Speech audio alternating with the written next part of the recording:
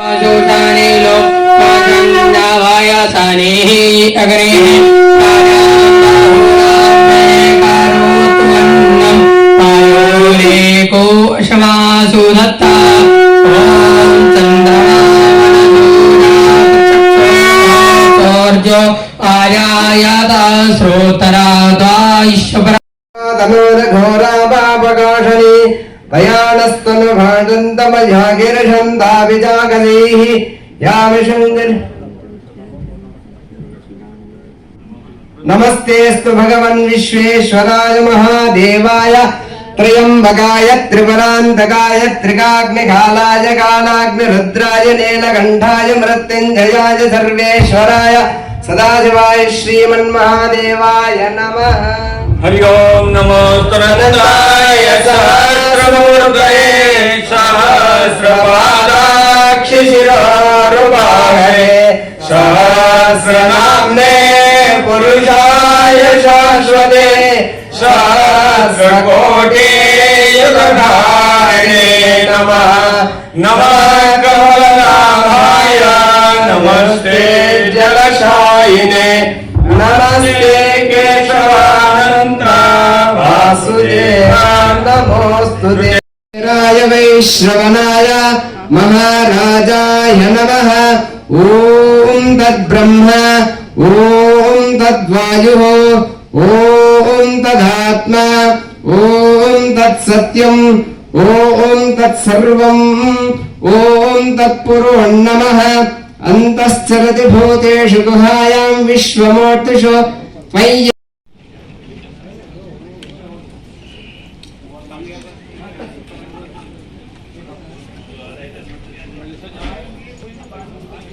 अनीशा कतितार्थनिधे हृदये कलये विमलं शरणं भवशङ्कर देशिकमे शरणं करुणा लय पालय मां भवसागर दुःखविदो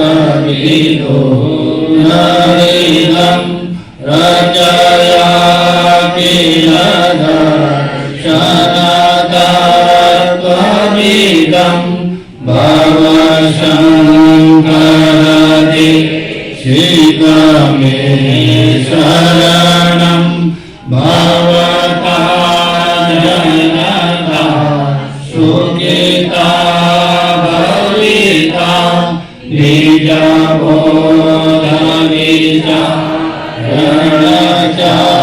बीजबोधविचारणचारुमते कलयेश्वर जीवविवेकविदं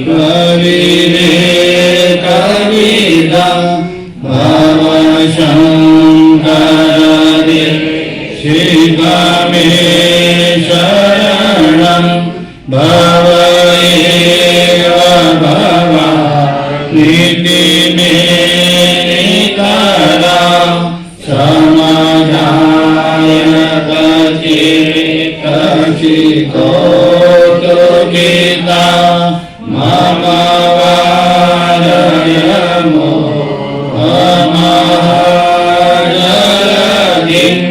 भवशङ्कर देशिकमे शरणं सुकृते विकृते बहुधा भवतो भविता वददर्शनलालसता अतिदीनमिमं परिपालय मां भवशङ्कर देशिकमे शरणं जगति। जीवन चरित्र का वर्णन करते हुए महात्मा लोग श्रवण करवाएंगे। आज उधर भी चल रहे मानव कल्याण में भी हम लोग प्रातःकाल गए थे चौक में पूजा करके। इतने वर्ष हो गए, लेकिन भगवान शंकराचार्य जी का जो वेदों का अर्थ किया हुआ सिद्धांत है, जिनके बिना हम वेदों की त्रिवेणी का अर्थ ही सम्यक रूप से ग्रहण न कर पाते, उनके अवतरण का तात्कालिक तात्पर्य तो था ही, प्रयोजन तो था ही, लेकिन जिनके बिना वेद, जिनको मनुष्य जीवन के साफल्य का मैन्युअल कहा जाता है, भगवान ने मनुष्य की रचना करके मनुष्य जीवन को उसके परम पुरुषार्थ तक पहुंचाने के लिए एक मैन्युअल बनाया, वेद की रचना की। लेकिन उस वेद का तात्पर्य समझाने के लिए भगवान भाष्यकार को अवतीर्ण होना पड़ा। उन्होंने कर्म, उपासना और ज्ञान, इस त्रिवेणी के रूप में इस वेद की संगति लगाकर मनुष्य के जीवन को उसकी सफलता तक पहुंचाने का सूत्र बना के हमें बताया, जिसके बिना इस वेदों का रहस्य हमें समझ में आ नहीं सकता था। उनके प्रति हमारी कृतज्ञता जितनी व्यक्त की जाए उतना कम है।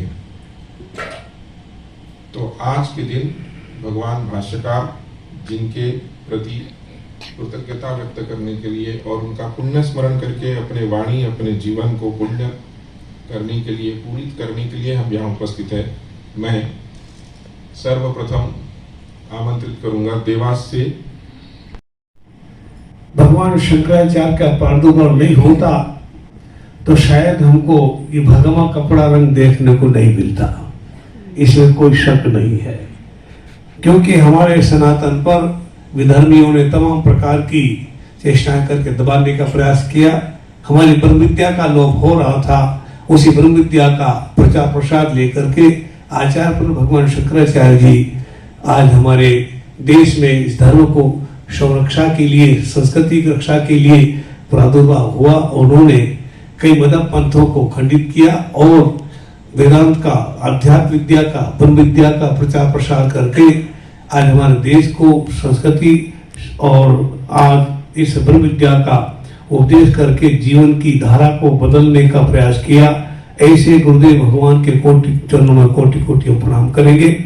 आज परम शुभ दिवस है हमारे यहाँ कि हम आज उनकी आज जयंती मना रहे हैं।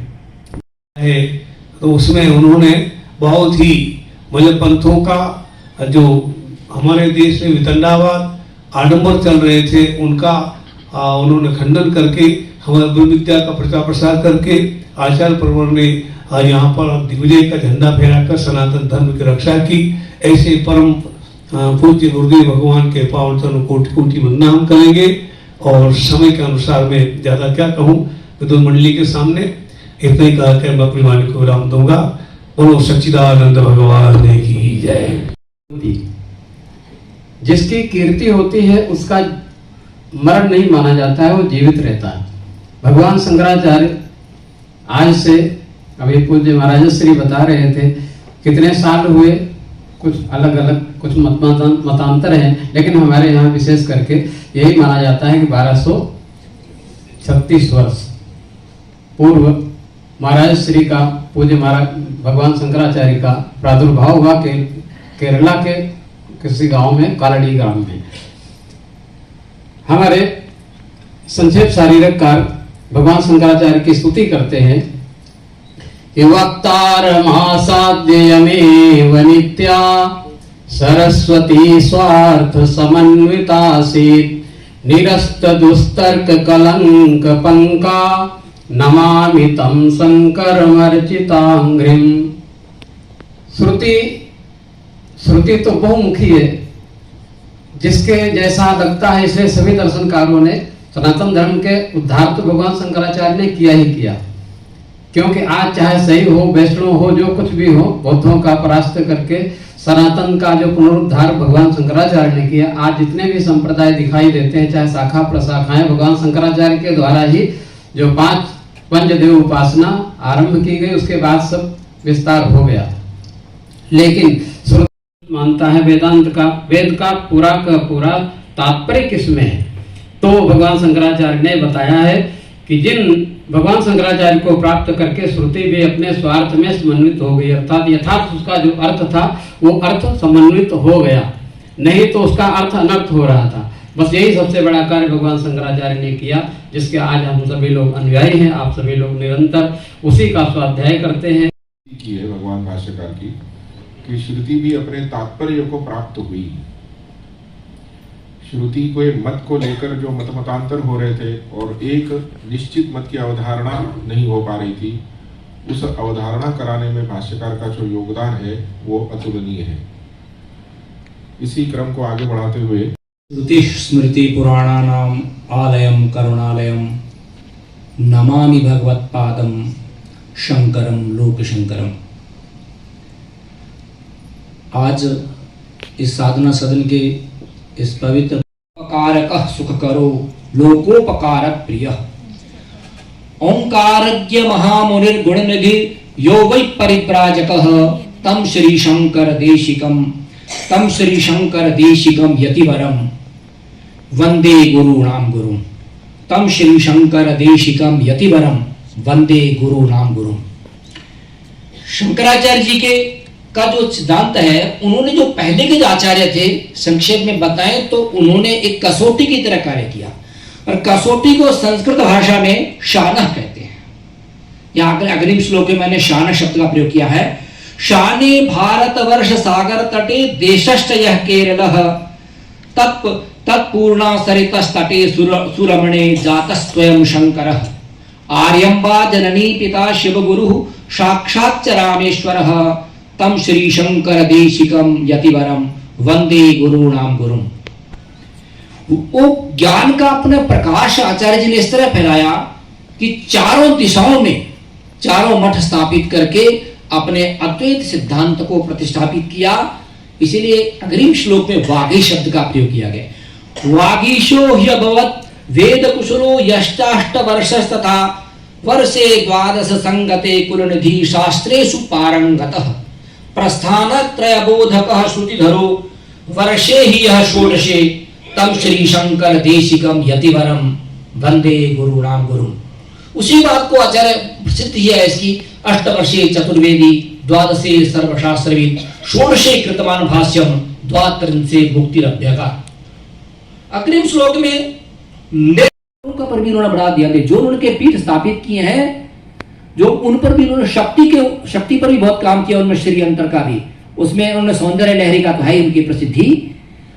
तो यहाँ पर संक्षेप में आप समझिए कि दक्षो या पर देवता निगदने शैवश्च शाक्तस्तथा मर्मज्ञो ललिता सुलालित सुतः श्रीपीठ संस्थापकः वाग्देवी समुपासकः शिवकरः चक्रेश्वरी साधकः तम श्री शंकर देशिकम यतिवरम वंदे गुरुणाम गुरुम। माता पिता थे, वह क्रम से परंपरा नारायण से ये परंपरा चली आ रही है। वही मनु शत्रुपा बनते हैं और वहां से यह बिंदु परंपरा प्रारंभ होती है।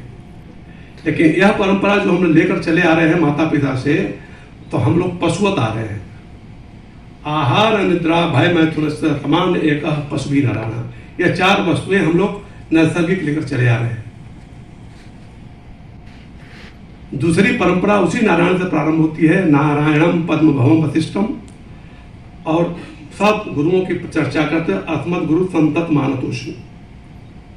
इसी परंपरा में एक परम पूजनीय प्रातः स्मरणीय सदा वंदनीय शंकराचार्य भगवान का नाम आता है।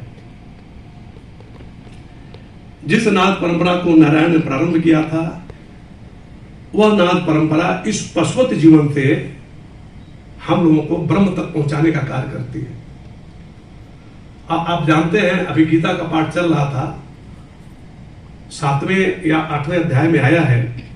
द्वापर में भगवान कृष्ण ने भी अर्जुन को कहा कि यह राज विद्या राजगुह्य है, यह परम को ही विद्या है, इसको आदि मैंने सूर्य को दिया था, कालांतर में यह लुप्त हो गया। वही विद्या जो नारायण से चली आ रही है, वही विद्या आगे आकर इस कलयुग में, जब द्वापर के पास कलयुग आया, तो यह पुनः यह विद्या समाप्त हो गई, लगभग समाप्त हो गई, और हम लोग पशुता को प्राप्त हो गए, पशु हो गए। नास्तिक धर्म का इतना प्रचार हो गया कि सारे के सारे लोग केवल खाने पीने में मस्त रह गए। ऐसे समय में फिर उसी नाथ परंपरा के महान गुरु शंकराचार्य भगवान उपस्थित हुए। शंकराचार्य भगवान का आज ही के दिन आविर्भाव हुआ। वेद का जो डिम डिम घोष है हम लोगों के लिए, यह चेद वेदी अथ सत्यमस्ति नो चेदिया वेदी महति विनष्टि। तो उस परंपरा को लेकर के शंकराचार्य भगवान ने हम लोगों का उद्धार करने के लिए आज के दिन जो अवतरित हुए, उन्होंने उसी नाथ परंपरा को लेकर के हम लोगों के बीच में जो भगवान नारायण ने जिस वेद के माध्यम से संविधान बनाकर हम लोगों को दिया, जिसको अभी संचालक महोदय मैनुअल शब्द से संबोधित कर रहे थे, जो विधि निषेध पूर्वक बनाया गया यह वेद वेदांत है, तो इसमें शंकराचार्य भगवान ने जो निहित और गुह्य अर्थ है, पराविद्या या अक्षरम अधिगम्यते, जिसके द्वारा उस अक्षर ब्रह्म का अधिगम होता है, उसका तब पर्याप्त बताने के लिए शंकराचार्य भगवान ने इस धरा पर अवतरित होकर के हम सबके अज्ञान को दूर किया। आप जिन लोगों ने भाष्यकार भगवान के भाष्य को पढ़ा है और ध्यान पूर्वक पढ़ा है, वो देखेंगे कि जब वो चर्चा करते हैं, शुद्ध वेदांत में ज्ञान की चर्चा करते हैं, तो जब मीमांसकों का आलोचना करना होता है, जब सांख्य का आलोचना करना होता है, तो लगता है कि उनके पास जैसे सारे वेद के पूरी 1,00,000 मंत्रों का सारा मंत्र उनके हाथ पर हस्तगत ऐसे दिखाई दे रहा है। कब कहां से कौन सा प्रसंग उठा करके कहां पे व्यक्त करते हैं और कैसे उसका खंडन करते हैं, सारा कुछ शीशे की तरह, आईने की तरह साफ कर देते हैं। ऐसा ज्ञानवान आप बहुत दार्शनिक हुए हम लोगों के, गौतम ऋषि हुए जिन्होंने न्याय दर्शन को दिया, कणाद हुए, बहुत से दर्शन आए, सारे दर्शन एक देशीय कहे गए, किसी एक देश को लेकर के उन्होंने दर्शन दिया अपना, वो पूर्णता को कभी पहुंचा नहीं सके। लेकिन शंकराचार्य भगवान जब अवतरित हुए और इतने अल्प आयु में, उनके जीवन का परिचय बहुत से वक्ता देंगे, लेकिन मूलतः समझ के रखिए कि शंकराचार्य भगवान ने जिस दर्शन को दिया, उस दर्शन के माध्यम से ही वह नाद परंपरा हमको इस पशुता से पुनः हमको ब्रह्म तक पहुंचाने का कार्य करती है। इस कलयुग में लाखों लाख लोग उस परंपरा में चल करके अपने को कृतार्थ अनुभव कर रहे हैं। इसी परंपरा के पोषक परम पूजनीय प्रातः करते हैं भावती में,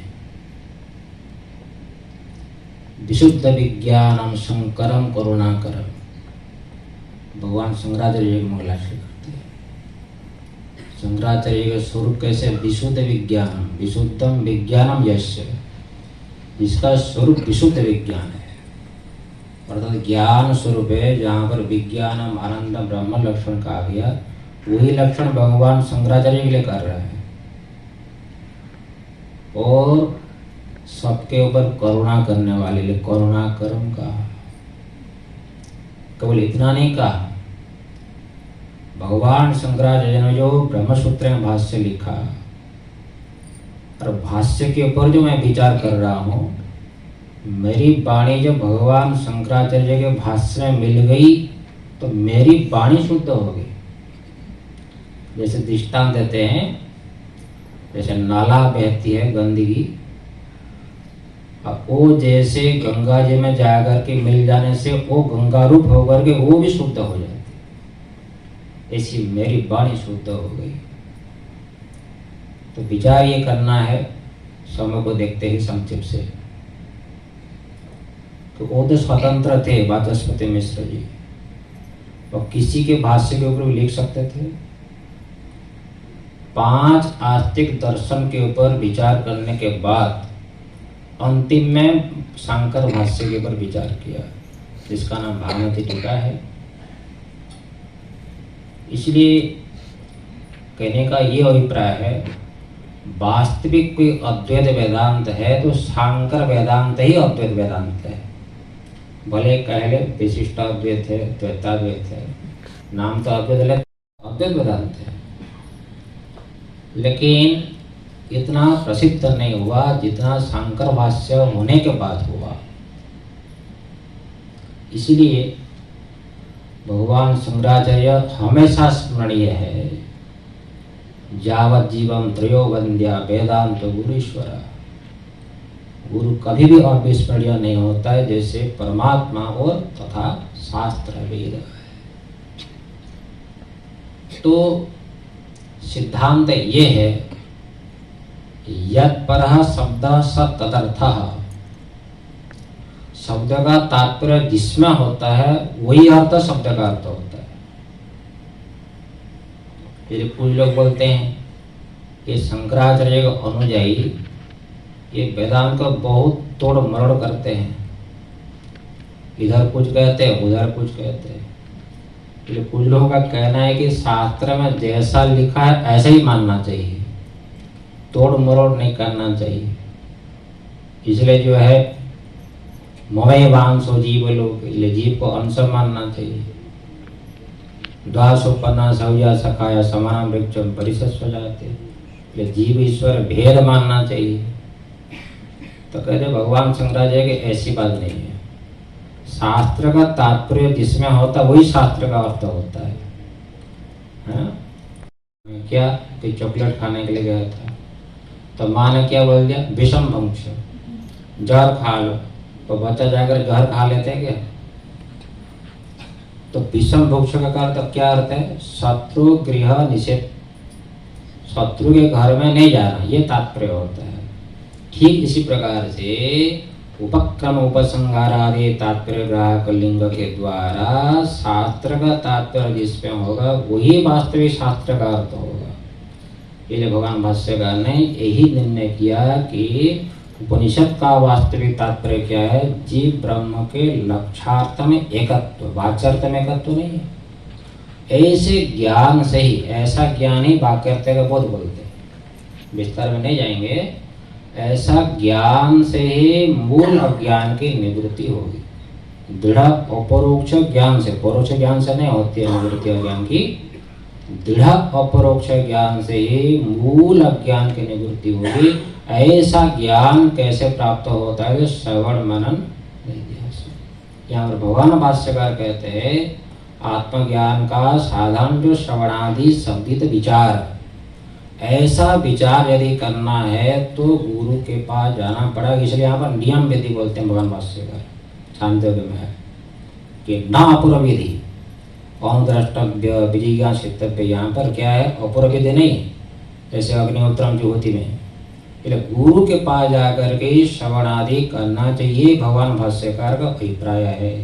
इसलिए अधिक न कहते हुए भगवान भाष्यकार ने तीन कार्य या तीन कारण उपस्थित होते हैं जब तब भगवान अवतार धारण करते हैं।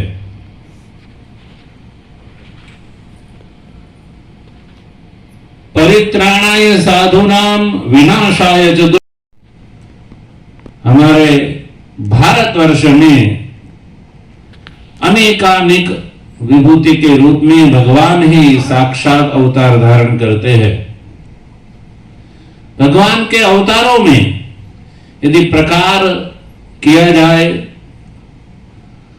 तो भगवान शंकराचार्य जी का जो अवतार है वो ज्ञानावतार है। रामादि जो अवतार हुए उन्होंने धर्म की संस्थापना करने के लिए दुष्टों का दमन किया है, रावणादि असुरों का संहार किया। भगवान श्री कृष्ण ने कंसादि दुष्टों का संहार किया, दुर्योधनादि का दमन किया। पर भगवान शंकराचार्य जी ने गीता उपनिषद एवं ब्रह्म सूत्र के ऊपर अपनी लेखनी से जो उपनिषद गीता का ब्रह्म सूत्र का जो वास्तविक अर्थ था उस अर्थ को युक्ति उपपत्ति श्रुति स्मृति एवं न्याय से उपक्रम उपसंहार आदि तात्पर्य निर्णायक षड्लिंग के द्वारा उद्घाटित करके हमारे सामने प्रस्थापित कर दिया। और उन्होंने इस प्रकार से जो धर्म की संस्थापना की है वो यावत चंद्र दिवाकरों तक रहेगी। उसको धारण करने वाले समय समय पर जो है वो कमजोर हो सकते हैं, किंतु उनके द्वारा किया गया जो कार्य है वो नित्य है। भगवान शंकराचार्य जी की प्रतिभा के बारे में यदि किया जाए, कहा जाए तो उनके लिए एक बात सुप्रसिद्ध है। अष्टवर्षी चतुर्वेदी, द्वादशी सर्वशास्त्रवेद, षोडशी कृतवान भाष्यम, द्वात्रिंशी मुनिरभ्यगार। देखिए, जिसने 8 वर्ष की अवस्था में चारों वेदों का अध्ययन कर लिया था। 12 वर्ष की अवस्था में सभी दर्शनों का उन्होंने अध्ययन कर लिया था। 16 साल की अवस्था में उन्होंने भाष्य लिख दिया था। यद्यपि जैसे दिग्विजय में हम लोग देखते हैं, पढ़ते हैं, तदनुसार तो 16 वर्ष की ही उनकी आयुष थी, लेकिन आप लोग जानते हैं कि काशी में भगवान व्यास जी ने अवतरित होकर के उन्होंने तदंतरम रंघति संपरिशुक्त सूत्र पर शास्त्रार्थ उनका अर्थ पूछ करके जब भगवान भाष्यकार ने उसका अर्थ बता दिया तो व्यास जी महाराज बड़े संतुष्ट हो गए और उन्होंने जो है पुनः 16 साल की आयुष प्रदान की और भगवान भाष्यकार ने पूरे भारतवर्ष में 3 बार प्रदक्षिणा पैदल यात्रा करके सनातन धर्म का समुद्धार किया है। ऐसे भगवान शंकराचार्य जी के चरणों में हम अपनी भावांजलि अर्पण करते हैं। भगवान भास्कर के चित्र को आप लोग देखते हैं कि नहीं देखते हैं? क्या सीखते हैं? अगर कोई पूछ दे आपसे कि प्रस्थानत्रयी के आप विद्वान हैं, प्रस्थानत्रयी सुन रहे हैं, भगवान भास्कर के चित्र से आप क्या सीखते हैं? विग्रह देखते हैं, दाहिने हाथ में ज्ञान मुद्रा है, बाएं हाथ में वेद है, पैर जो है आपके चरण कमल जो है, बायां जो घुटना है उस पर दाहिने पैर का जो चरण कमल जो उस पर विद्यमान है। देख रहे हैं कि नहीं देख रहे? देख रहे हैं। क्या अर्थ निकलता है? अरे इतने साल से आप सुन रहे हैं, चित्र रोज देख रहे हैं, अर्थ क्या निकलता है? अगर हम उल्टा कर दें, दाहिने हाथ में ज्ञान मुद्रा दे दें, आजकल हो रहा है, अभी हम देख के आए, हमारे मन में खिन्नता हुई, उठ के चले आए। बाएं हाथ में, दाहिने हाथ में पुस्तक रख दें, बाएं हाथ में ज्ञान मुद्रा दे दें, पैर उल्टा रख दें, इसका अर्थ क्या निकल जाएगा? हाँ, सोचा कि नहीं सोचा कभी? अरे अर्थ सोचो भाई, आप लोग प्रस्थानत्रयी पढ़ रहे हो, जिस आचार्य के चरण कमलों में श्रद्धा सुमन अर्पित कर रहे हो, उनके विग्रह से ही इतना असीम अर्थ निकलता है कि अगर आप सोच लें तो बहुत कुछ आपके जीवन को कृतकृत्य कर देगा। अगर नहीं सोचते हैं तो उल्टा अर्थ निकलेगा।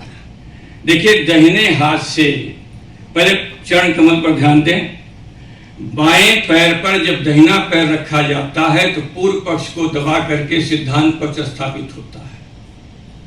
अगर उल्टा कर दिया तो क्या हो जाएगा कि पूर्व पक्ष सिद्धांत पक्ष पर हावी हो जाता है। समझ रहे हो बात को? जब बाएं पर ये आचार्य जो है, आचार्य का आसन होता है, इसे आचार्य आसन बोला जाता है। 84 आसनों में आसन नहीं आता है, ये आचार्य का आसन होता है कि बाएं पैर पर जो है दाहिना पैर क्या सिद्ध करता है कि पूर्व पक्ष को सिद्धांत पक्ष क्या करता, पोषण करता है कि पूर्व पक्ष पर सिद्धांत पक्ष हावी है। जब दाहिने हाथ से आप ज्ञान मुद्रा का प्रदर्शन होता, संपूर्ण वेद का सार बता दिया जाता है। ज्ञान मुद्रा क्या है? संपूर्ण वेद का सार बतला दिया जाता है। चित्रम वक्तरो मूले वृद्धा शिष्या जुवा गुरु, गुरोस्तु मौनम व्याख्यानम शिष्या छिन्न संशय, इससे सार बतला दिया जाता है। और बाएं हाथ में वेद रख के आते हैं, क्यों रखा जाता है? लक्षण प्रमाणाभ्याम वस्तु सिद्धि न तो प्रतिज्ञा मात्र है। आपने ऐसे उंगली कर दिया, क्या प्रमाण इसमें? कोई सामने अगर आके बोल दे तो तुरंत भगवान भास्कर दिखाते हैं, देखो वेद रखा है। और उल्टा कर दिया तो भाई उठा करके इधर पुस्तक रख दी, इधर कर दिया, तो जो सार तत्व होता है, देखो आज तक खाने भी पानी धरना भी लोगों को नहीं आता है। भोजन में अगर दाहिने पानी रखा जाता है और शौच में बाएं रखा जाता है, पूजा करने जो पानी रखा जाता है दाहिने रखा जाता है, शौच में बाएं रखा जाता है। पूजा के लिए जल लेके जा रहे हैं, दाहिने हाथ से ले जाते हैं, शौच के लिए बाएं हाथ से ले जाते हैं। सोने के लिए घर में चले जाओ, दक्षिण दिशा में पैर करके सो रहा, उत्तर करके सिर करके सोया, जीते जी मरा हुआ बैठा है। हम कहते हैं घरों में जाकर देख आते हैं। मैं मूल प्रसंग क्या बोल रहा हूं मैं, भगवान का विग्रह अगर आपके, भगवान भास्कर का विग्रह ही अगर आपके घर में प्रतिष्ठित है, आपने फोटो ही रख रखा है, वही आपको इतना उपदेश दे देता है कि आपका जीवन कृतकृत कर देता है। अगर आप समझते हैं तो, गठरी नहीं समझते हैं, गठरी बांधो उसको, ले जाना उठा करके। किसी भी कार्यक्रम में जब हम जाते हैं तो कुछ सीख के आते हैं, कोई सभा में जाते हैं कुछ सीखते हैं। ये चीजें जो है, जब 1200 का कार्यक्रम चल रहा था, शताब्दी वाला, उपयोगी बना मैं, जहां कहीं कोई उल्टा बना दे रहा है, जहां फोटो उल्टे बना दिया, उसको समझा मैं, भाई ये गलत है, ये इस फोटो को अभी हम देख के आए 2-1 जगह उल्टे फोटो लगा दिए, वो साल भर वैसे पढ़ा रहेगा। ऐसा जो प्रसंग कहीं आ जाए तो उसको आप समझाएं, और ऐसे फोटो को अपने व्हाट्सएप पर या फेसबुक पर कहीं फॉरवर्ड मत करें जो कि गलत फोटो बने हुए हैं। जो आपके मार्गदर्शक फोटो हैं, जो आपके जीवन के उपयोगी लिए हैं, उनको अपने जीवन में उनसे शिक्षा ग्रहण करें, अपने जीवन को कल्याण करें। इन्हीं शब्दों के साथ पूरे भारतवर्ष में उनको परास्त करना कोई सामान्य चीज नहीं, इसीलिए शंकर साक्षात शंकर है। ऐसे शंकर भगवान को जो शिव स्वरूप है, उनको पूर्ववक्ता ने बताया कि भगवान श्री राम को लड़ाई करनी पड़ी, भगवान श्री कृष्ण को लड़ाई करनी पड़ी। ये किसी को मारा नहीं, किसी को कुछ किया नहीं, और अपनी ज्ञान साधना से, ज्ञान उपासना से हिंदुस्तान के बाहर उसको भेज दिया। ये कितना बड़ा महाकार्य किया है। 3 दफा भारतवर्ष की पैदल चल की यात्रा किया, और जो विद्वान लोग थे उनको अपने ज्ञान की शक्ति से परास्त करके सनातन धर्म में लाए और सनातन धर्म का प्रचार प्रसार किया। ऐसे भगवत पाद को हम कोटि कोटि प्रणाम करते हैं। हमारे पर इतना बड़ा ऋण है उनका कि वो ऋण हम समाप्त नहीं कर सकते हैं। यहाँ जो बैठे काषाय वस्त्र वाले सब उनके परंपरा में हैं, और हम कोटि कोटि प्रणाम करते हैं कि प्रभु आप जिस स्थिति को लाए हुए हैं, ऐसी स्थिति हम सबकी प्राप्त हो। यही प्रार्थना के साथ में हरि ओम तत्सत, हरि ओम तत्सत, हरि ओम। देखते हैं तो भगवान शंकराचार्य जी ने भी हमको कहा है, वो हमारे ऐसे आचार्य हैं, ऐसे आचार्यों के प्रति हमारी श्रद्धा निरंतर अविरल हो, और उनके प्रति हम अपनी आस्था व्यक्त करते हुए, अपनी श्रद्धा सुमन अर्पण करते हुए हम ये करके इस धारा को अविरत जीवित रखने का हमारा दायित्व है। इस बात का आज हम प्रण ले इस शुभ दिन पर। बहुत बहुत धन्यवाद स्वामी जी महाराज। श्री राम जय राम, जय जय राम, श्री राम जय राम, जय जय राम। अद्वैत सिद्धांतों के द्वारा जो है खंडित करते हुए जो हमारी बहिरंग यात्रा हो रही थी, उस यात्रा को अंतरंग यात्रा करने के लिए हम सबको प्रेरित किया है। बहिरंग यात्रा, बहिरंग जगत का हम जो दर्शन करते हैं, वो भगवान शंकराचार्य जी का कदापि मत नहीं है। उनकी यात्रा तो अंतरंग की यात्रा है। संख्या की प्रबलता नहीं है, यहाँ पर संकल्प की प्रबलता है। हम किस संकल्प के साथ आगे चल सकते हैं। जहाँ जरूरत पड़ती है शास्त्र के द्वारा समझाया जाता है। यदि शास्त्र के द्वारा भी यदि कोई नहीं समझ पाता है तो उसके लिए शस्त्र का भी प्रावधान उन्होंने अपने जीवन में अखाड़ों के द्वारा समाज के सामने रखा है। तो ये दोनों चीजें, शास्त्र का अध्ययन भी हम कर ही रहे हैं, लेकिन उसके साथ साथ गुरुदेव जी कहते हैं शस्त्र का भी चिंतन होना जरूरी है। दोनों चीजें जब तक हम अपने जीवन में नहीं अपनाते हैं, क्योंकि वर्तमान स्थिति को देखते हुए भी ऐसा ही लग रहा है कि 1236 साल पहले की स्थिति और आज की वर्तमान की स्थिति में कितना अंतर होगा, ये चिंतन और चिंता का विषय जरूर है। तो उनके जो संकल्प है उन संकल्पों को हम अपने जीवन में धारण करें और उस लक्ष्य को हम प्राप्त करने का प्रयत्न करें। यही हमारे उनके प्रति अपनी जयंती के उपलक्ष्य में भावांजलि श्रद्धांजलि देते हुए द्वारा, इसलिए साक्षात स्वयं शंकर हैं। एकम शद विप्राह बहुधा वदंती, जो ऋग्वेद कहता है उसको आचार्य ने अद्वैत वेदांत के माध्यम से हम सभी लोगों को ब्रह्मबोध कराने के लिए ये बहुत सुंदर दिग्दर्शन किया। इसीलिए इनसे मुनिरभ्यगात जो 32 वर्ष की आयु रही, जो ये भगवान शंकराचार्य का जो जीवन था अद्भुत, इसीलिए कि अनादिकाल से चली आ रही हमारी वैदिक परंपरा जो बहुत कभी बीच में मलिन नहीं हुई, परंतु हमारे ही भगवान विष्णु के, जिनको हम अवतार मानते हैं, भगवान बुद्ध के माध्यम से जो एक धर्म चला, उसने वेदों का खंडन करते हुए और बाद में जो विकृति आई हमारे सनातन धर्म में, ये सर्वविदित हैं। इस ऐसे में ही भगवत पाद आचार्य का प्रादुर्भाव हुआ, और केवल प्रादुर्भाव नहीं हुआ, उन्होंने हमारे वैदिक सनातन धर्म की पुनर्स्थापना की। उसको कुछ काल बीत गया, परंतु उन्हीं दिनों में लगभग वही समय था, अपने भारतवर्ष पर विदेशी आक्रांताओं का भी आगमन हुआ, यहाँ पर प्रवेश हुआ। वही काल था जब इस देश में, अपने इस वैदिक सनातन धर्म में मानने वाले इस देश में कुछ विधर्मियों का प्रवेश हुआ, परंतु हम सब लोग भगवत पाद शंकराचार्य के माध्यम से ही हम अपने धर्म को टिकाए रख सकेंगे। इसमें अनेक प्रकार के संप्रदाय हुए, जो अनेक आचार्य हुए, उन्होंने भी अपने कार्य से अपने सनातन धर्म को कहीं ना कहीं बांधे रखा।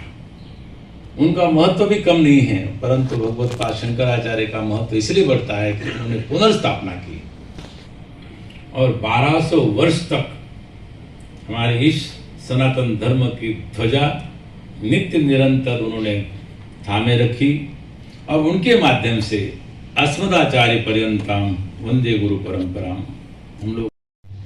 और आगम के महान है वो, केवल सौंदर्य लहरी नहीं है, प्रपंच सार नाम का ग्रंथ भी है।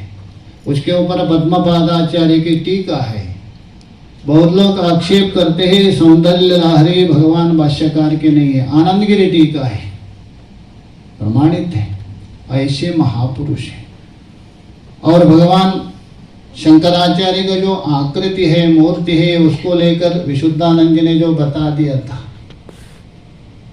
उसमें 2 अंश है। देखिए, भगवान शिव है, अर्धनारीश्वर है। आगम में जाना पड़ेगा, कृष्णानंद जी महाराज जानते हैं, उनको पता है। हमारे शरीर में भी 2 अंश है, दाह्य अंश और बाह्य अंश।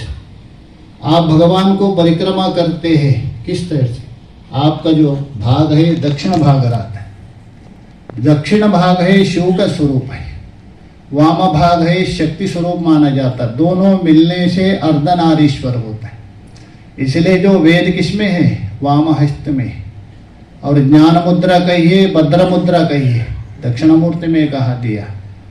तो ये जो वेद है शक्ति का स्वरूप है। ये शक्ति के अंतर्भूत आता है प्रपंच के द्वारा। वो सूचित कर रहे हैं आपको ज्ञान मुद्रा।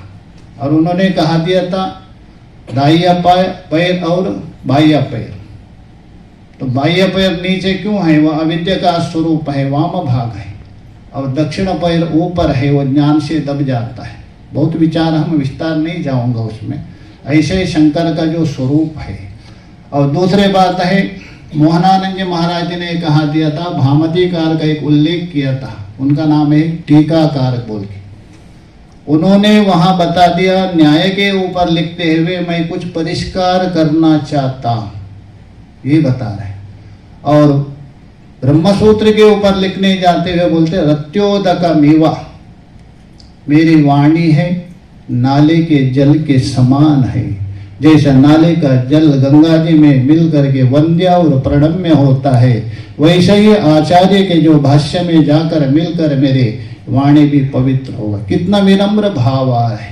बाद में हरे राम जी महाराज ने कहा, आचार्य ने ऐसे एक वस्तु छोड़ दिया था, उसको ब्रह्मास्त्र भी नहीं कह सकते, ज्ञानास्त्र छोड़ के गए।